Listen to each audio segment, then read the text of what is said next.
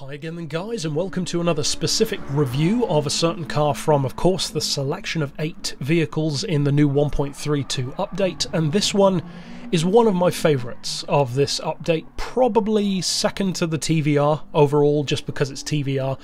As a specific car though, I like this one more. Because with TVR, it's not that I love the Tuscan as much as I love TVR as a brand.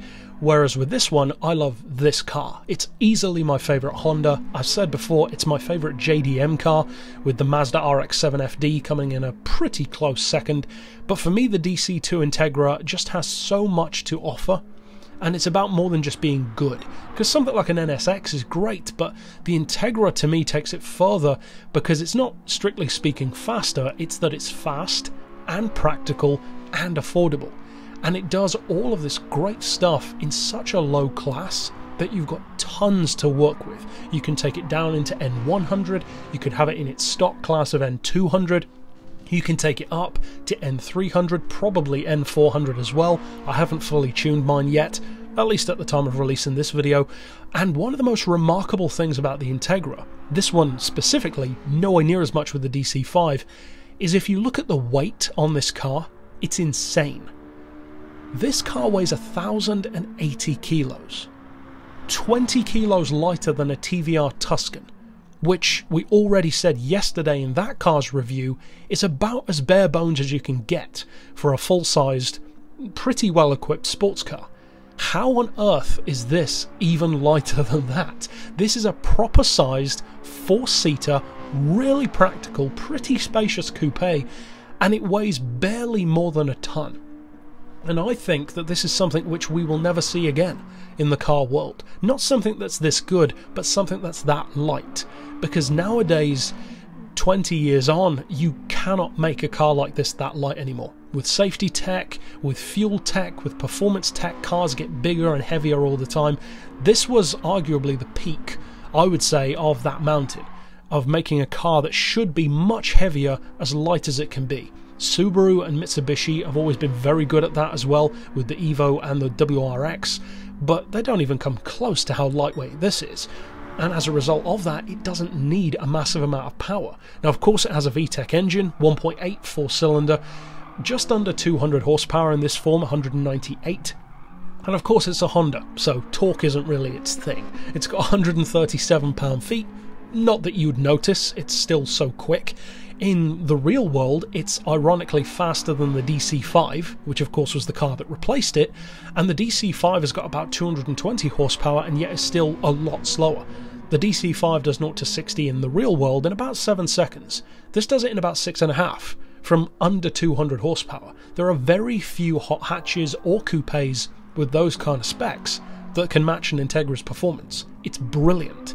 Now, my personal favourite version, as I've said before, is the 4-door, which is pretty rare. It's called the DB8, and I don't think we'll ever see that in a Gran Turismo game, but I do also love the coupe. And I'm glad that they chose to include the JDM version, rather than the Americanized or European style with the projector lights. I know that car has its fans, but I think it looks hideous in comparison to this one. I love the front end on this car.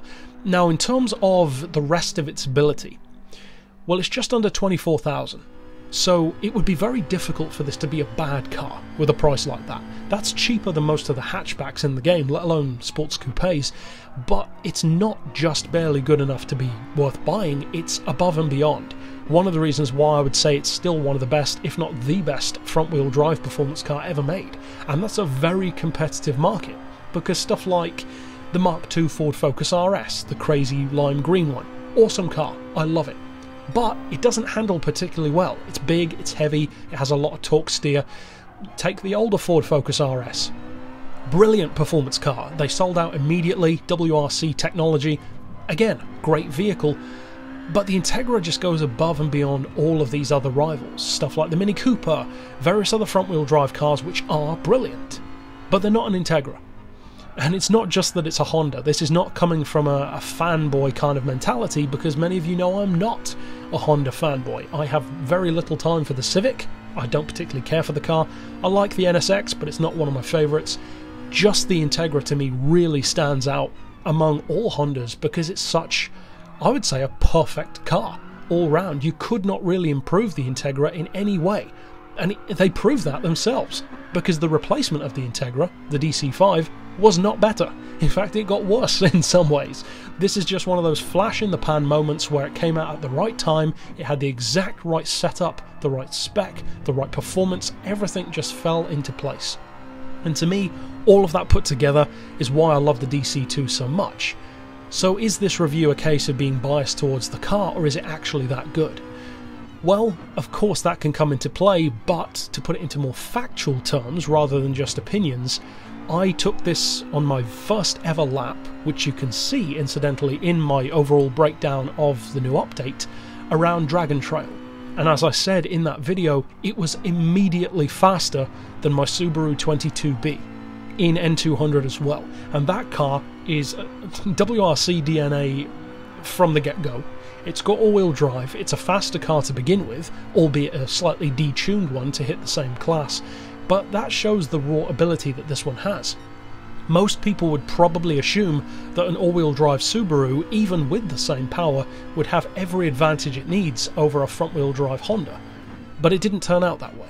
The handling is outstanding on the Integra, and it's not that you can't feel the torque steer. Of course you can, it's a very high revving car with front wheel drive, so of course you can spin up the front wheels, but it's so fast even through the wheel spin.